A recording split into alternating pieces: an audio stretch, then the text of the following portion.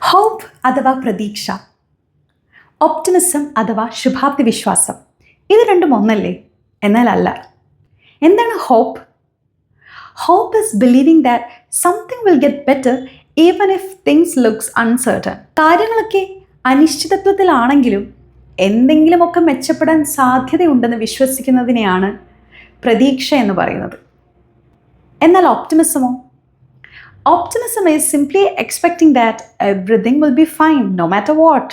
എന്ത് തന്നെ ആയാലും എല്ലാം ശരിയാകും എന്നുള്ളൊരു പ്രതീക്ഷയാണ് ശുഭാപ്തി വിശ്വാസം എന്ന് പറയുന്നത്. ഒന്നും മനസ്സിലായില്ലല്ലോ?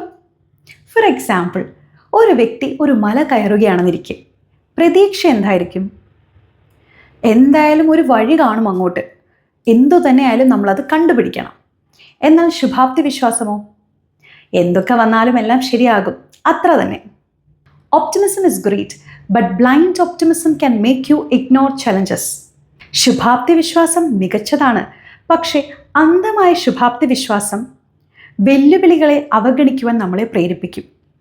എന്നാൽ ഹോപ്പ് അല്ലെങ്കിൽ പ്രതീക്ഷയോ നമ്മളെക്കൊണ്ട് കാര്യങ്ങൾ പ്രവർത്തിപ്പിക്കുവാനും മാറ്റങ്ങൾ സൃഷ്ടിക്കുവാനും ഹെൽപ്പ് ചെയ്യുന്നത് പ്രതീക്ഷയാണ്.